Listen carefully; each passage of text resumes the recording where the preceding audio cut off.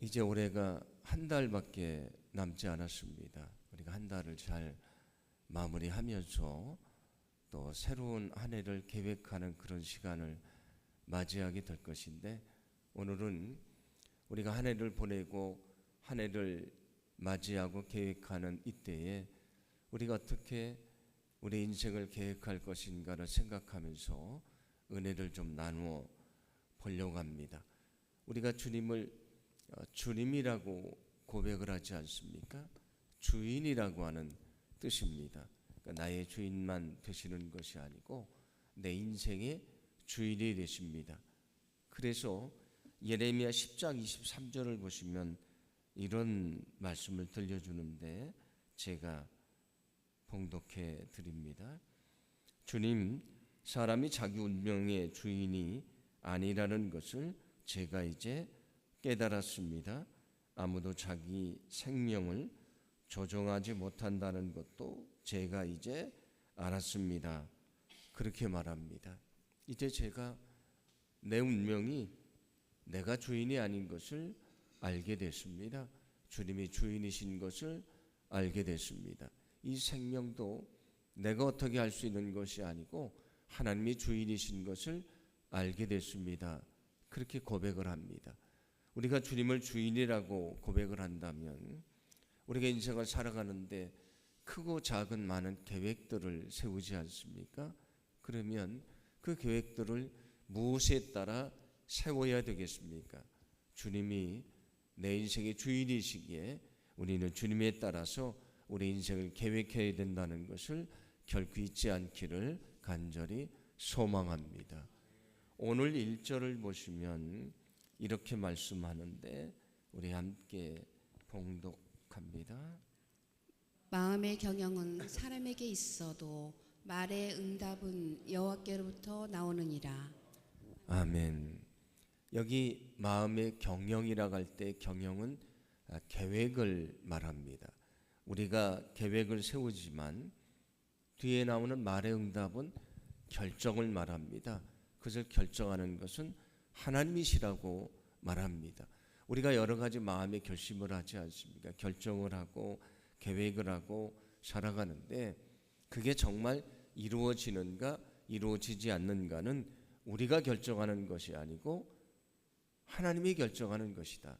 만약에 우리의 계획이 하나님의 뜻 안에 있으면 하나님이 이루어지도록 결정하시지만 만약에 그것이 우리의 욕심에서 나온 것이라면 하나님은 허락하지 않으신다, 그런 말씀이 됩니다. 그래서 세번역은 이것을 이렇게 번역을 했는데 제가 다시 봉독해 드립니다. 계획은 사람이 세우지만 결정은 주님께서 하신다. 우리가 계획을 세우지만 그러나 결정은 하나님이 하신다. 누가복음 12장을 보시면 우리가 잘 알고 있는 비유가 하나 나옵니다. 한 부자가 농사를 지었는데 많은 소출을 얻게 됐습니다.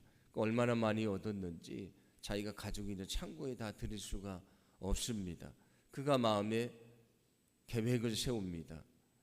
내가 이 창고를 부수고 더 큰 창고를 지은 다음에 곡식을 저장을 하고 먹고 마시고 즐기며 살아갈 것이다. 근데 하나님이 그에게 뭐라고 말씀하십니까?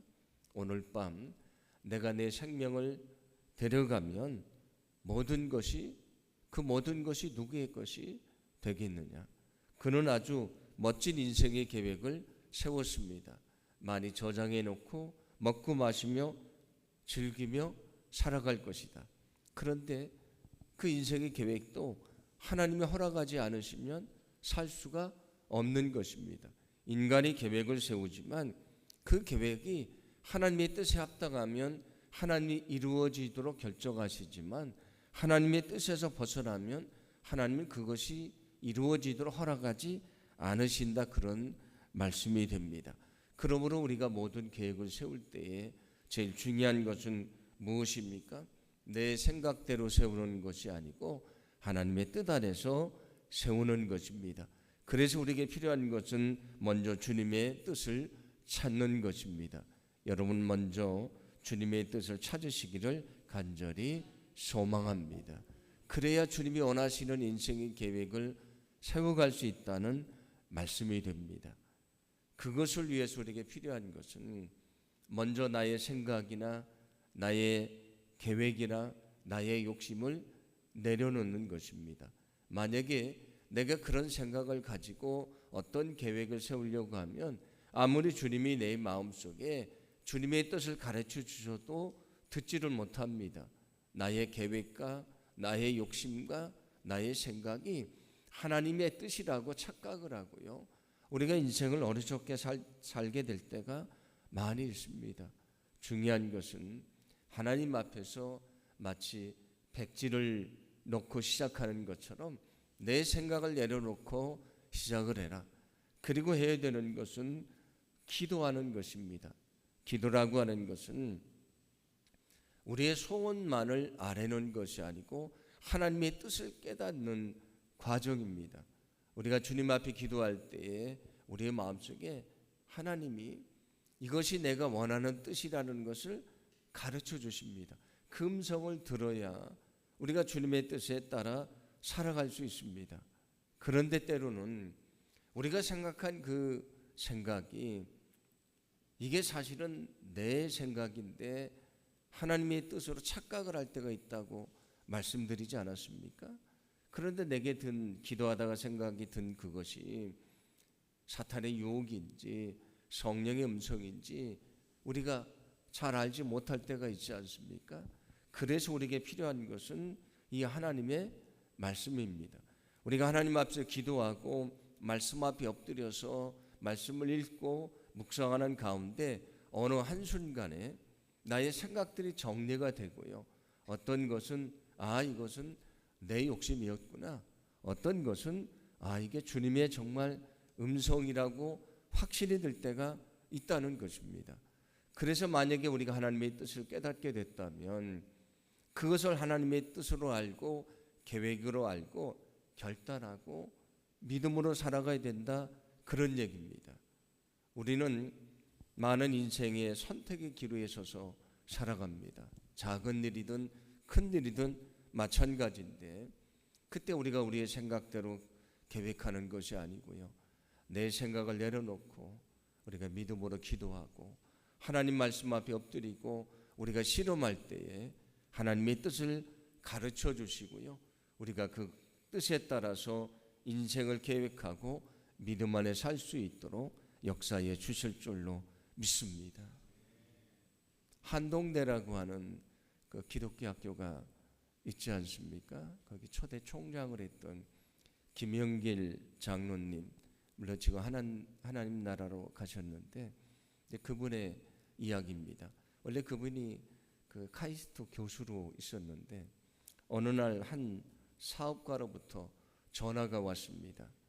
그래서 자기가 기독교 학교를 세우려고 하는데 아무래도 장로님이 우리 학교에 초대 총장을 해주시면 좋을 것 같다고 그렇게 얘기를 합니다.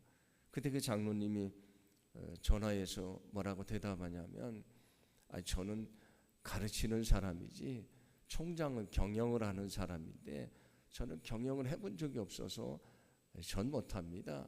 그랬더니 그 전화를 했던 사업가가 뭐라고 말하냐면 장로님, 제가 실망했습니다.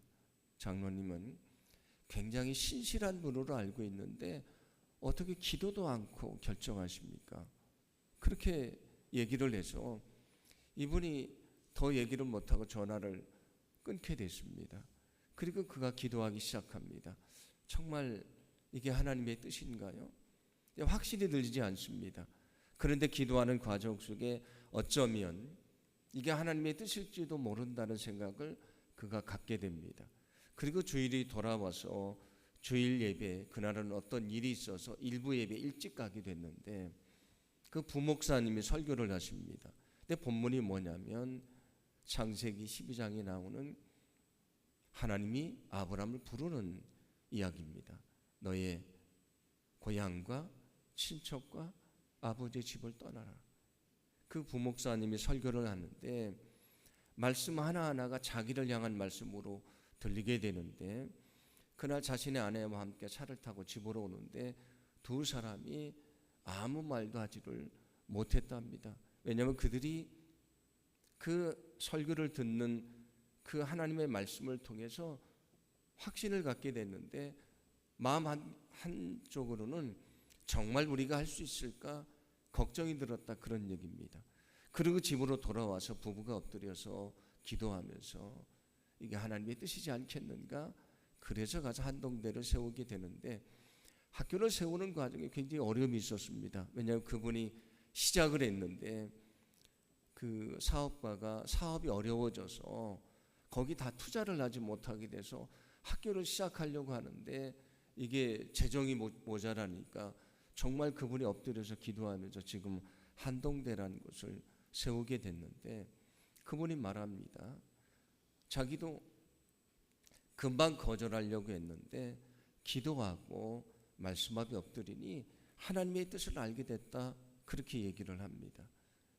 다일 공동체라고 여러분이 아마 바포라고 하는 그 노숙자들 식사 제공하는 공동체를 이끄시는 최일도 목사님 아마 아실 텐데, 제가 신학교 다닐 때 그분이 이렇게 그분의 책도 나오지 않고 세상에 알려지지 않을 때 옛날 그 588 안쪽에 거기 공동체가 있었는데 제가 신학기 때 거기를 한번 방문을 한 적이 있었습니다.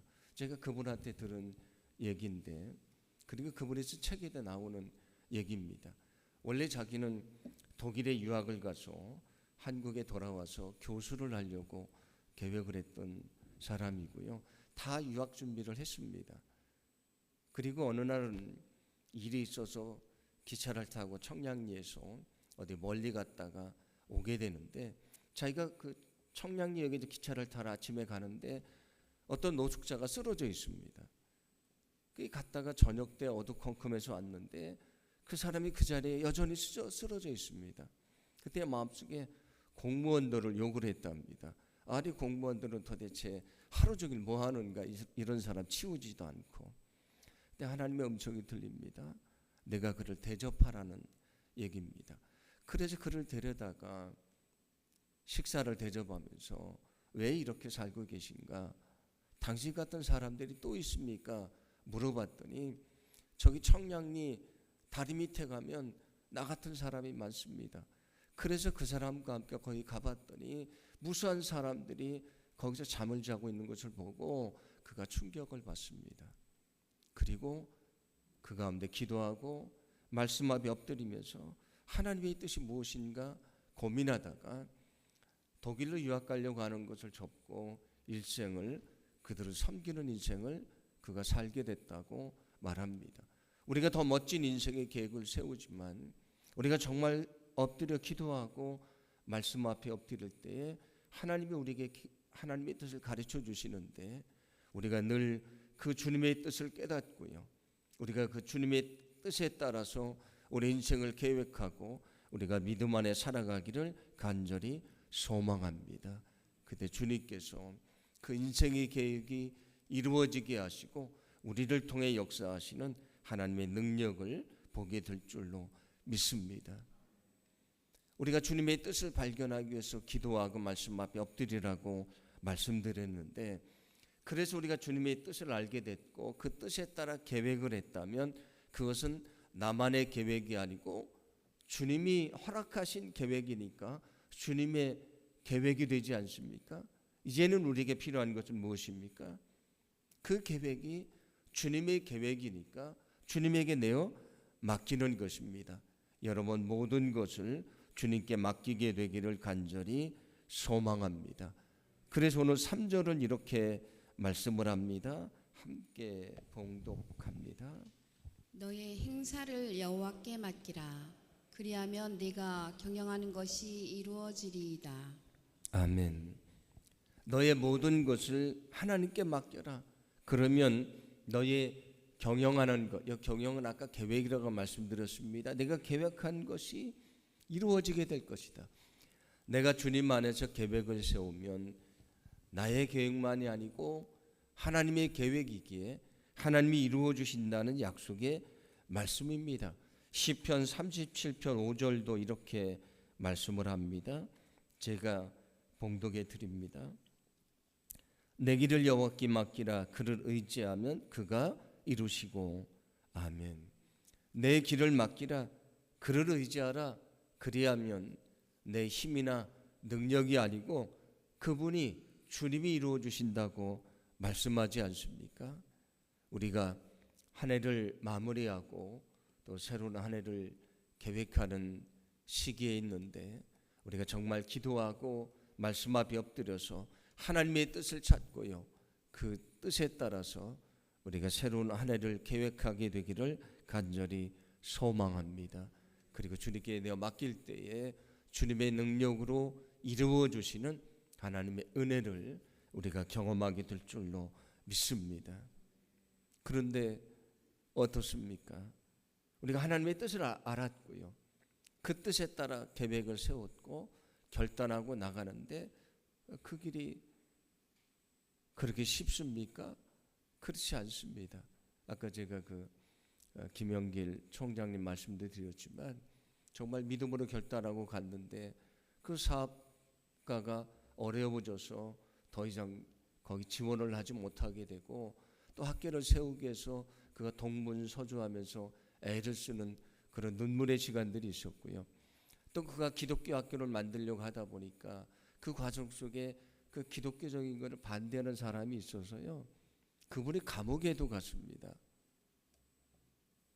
고소를 해서 감옥에도 갔는데 그 학생들이 그분이 있는 감옥 앞에 가서 학생들이 엎드려서 무릎 꿇고 기도하며 했던 시간이 있었거든요. 그래가지고 그 학교를 만들었습니다. 그런데 우리가 주님의 계획을 알았습니다. 그리고 분명히 그 계획에 따라 계획을 세우고 나가는데 그 길이 쉬운가요? 그렇지 않습니다. 때로 힘들고 어려울 때가 많이 있고요, 포기하고 싶은 마음도 들고요, 이게 정말 주님의 뜻이었나? 우리가 의심하게 될 때도 있지 않습니까? 모세가 하나님이 이스라엘 백성들을 이끌어내라는 음성을 듣게 됩니다. 그런데 처음에는 자기는 능력이 없다고 거부를 하는데 하나님이 계속 말씀을 하시니까 그 말씀을 따라서 결심을 하고 그가 가게 되는데 어떻습니까?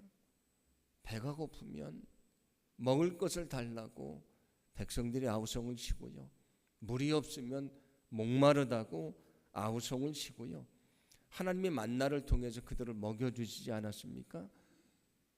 그러면 풍족하게 먹는 것인데 그들이 뭐라고 말하냐면 이제 만나에 질려버렸다, 우리에게 고기를 달라 반란을 일으키려고 합니다. 그리고 돌을 들어서 모세를 죽이려고 하는데 이 모세가 얼마나 마음이 힘들겠습니까? 그래도 하나님 앞에 이렇게 탄식합니다. 민수기 11장 12절인데 함께 봉독합니다. 이 모든 백성을 내가 배었나이까? 내가 그들을 낳았나이까? 어찌 주께서 내게 양육하는 아버지가 젖 먹는 아이를 품듯 그들을 품에 품고 주께서 그들의 열조에게 맹세하신 땅으로 가라 하시나이까? 아멘. 이 백성을 내가 뵀습니까? 이 백성을 내가 낳습니까? 내가 이 백성의 아버지입니까? 왜 내가 그들을 데리고 가나안까지 가야 됩니까? 하나님 앞에 탄식하지 않습니까? 얼마나 힘들고 어려운지 그가 하나님 앞에 부르짖습니다. 그런데 어떻습니까? 그럼에도 불구하고 그는 다시 주님 안에서 엎드리고요, 다시 믿음의 결심을 하고 끝까지 그 길을 가지 않습니까? 바울은 어떻습니까? 주님이 아나니에게 바울에 대해서 이렇게 말하는데 사도행전 9장 15절입니다. 주께서 이르시되 가라, 이 사람은 내 이름을 이방인과 임금들과 이스라엘 자손에게 전하기 위하여 택한 나의 그릇이라. 이 음성도 바울도 분명히 깨닫게 됐고요, 그는 이방인의 사도로서 복음을 전하는 일을 위해서 나아가는데 그 길이 쉽습니까? 그렇지 않습니다. 잡히고 매를 맞고 고문을 당하고 죽음의 위기를 만나고 얼마나 힘들고 어렵습니까? 그런데 그는 어떻습니까? 그럼에도 불구하고 끝까지 그 길을 갑니다. 왜냐하면 하나님의 뜻이고 하나님의 뜻 안에 계획된 것이고 하나님이 반드시 이루실 것을 확신했기 때문입니다.